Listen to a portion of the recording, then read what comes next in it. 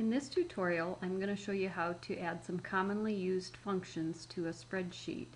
Let's assume that we have three people who have been selling cars for Bob's Used Car Sales.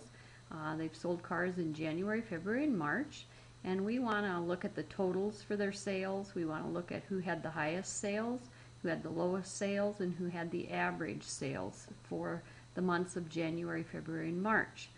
There's a variety of ways to add functions to a spreadsheet. I'm going to just show you using the home ribbon, quick and easy way to do that. I can come up here, click on the AutoSum button. I can actually click it twice, and it will put the correct function into the spreadsheet for me. I can come over then and put my mouse over the black box in the lower right hand corner, and that's called the fill handle, and I can basically copy and paste the formula to the next cells. So if I click on C6, you'll notice in the formula bar the reference change. That's called a relative cell reference. When you use your fill handle, relative cell references change. So it went to C3 to C5. Come over here and you'll see we've got D3 to D5. I can come then to B7. Can come up here on the home ribbon, click on the drop down arrow, and the function that we use for finding the highest is the max function.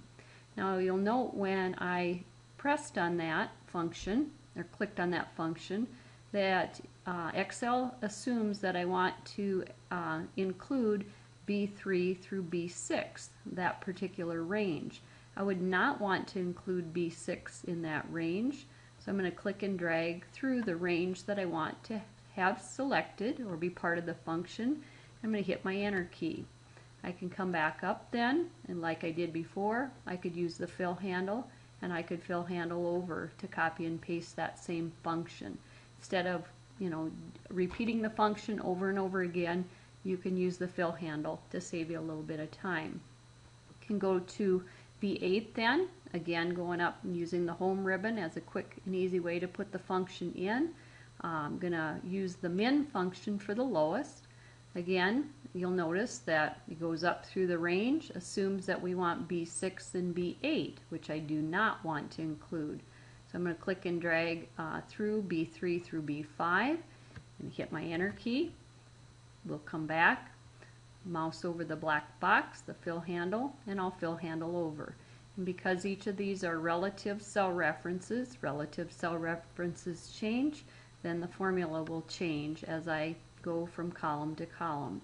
The last function for this tutorial, I'm going to use the average function. Come up here to the drop down arrow next to the AutoSum.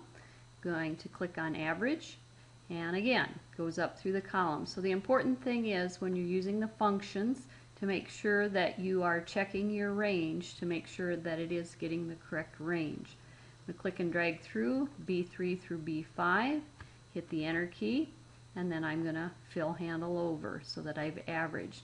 Now you want to think a little bit about the formula that's going in there. When you use the average function, basically what's happening, it's adding B3, B4, and B5 together, and it's dividing by the total number of cells, which would be 3. It's a quick and easy way to put the average in.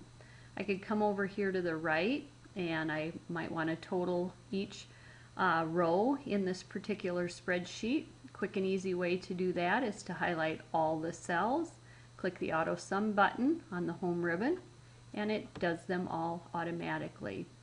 So just again in the tutorial we did the total or the AutoSum, the max, the min, and the average, all using the home ribbon as a quick and easy way to add those commonly used functions.